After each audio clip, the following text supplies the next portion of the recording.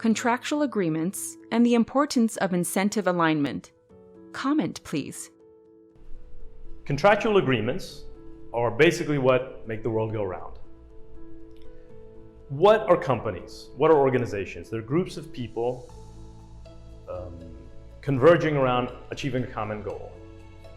In order to do that, they have to have some agreements between them, contractual agreements, which determine what each party does, their part of the deal, so to speak.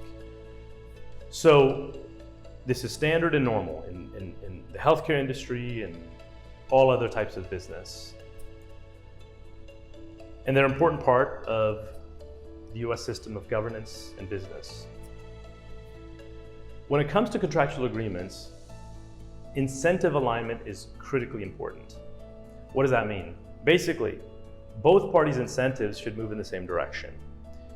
If one party succeeds in the business, whatever they're trying to achieve, so should the other party. If one party fails or goes down, so should the other party. It's a simple concept to understand, but it's still sort of abstract. Let's take in the context of healthcare.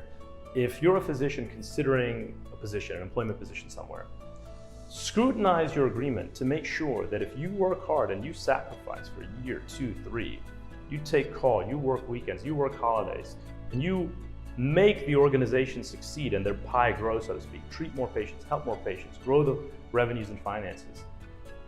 You should have a stake in that. You should also benefit.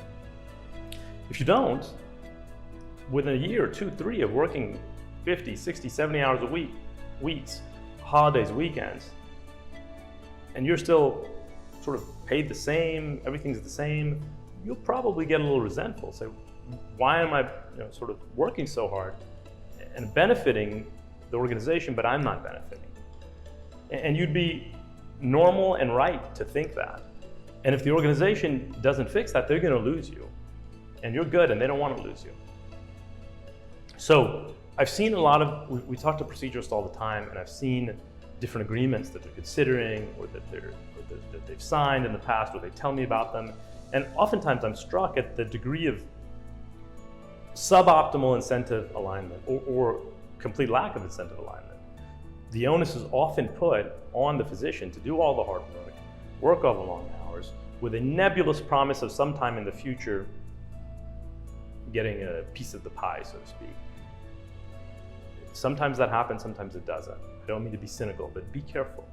Try your best to have your agreement incentive aligned. That way, if you contribute, you work hard, you sacrifice and grow the pie, you should be a partial beneficiary of that. So we at PADS are very careful about that. All of our contractual agreements, whether it's with proceduralists or physician partners or employees, we've striven hard that if one party wins, so does the other party. And if the other party loses or success is limited, so is the other party. It's impossible for one party to win and the other party to stagnate or lose. If that is structurally possible in an agreement, that one party can win and the other party can stagnate or lose, it's often, unfortunately, a matter of time before that happens. It's sort of human nature. So look, trust is very important. No amount of contract verbiage and clauses can make up for trust. You have to trust the person on the other side of the table when you're coming up with agreement, for sure. But try to take as much of that out of the equation as possible. Look at the incentives. Make sure, to the best of your ability, being diplomatic of course, that everyone's incentives is aligned. A rising tide should lift all ships.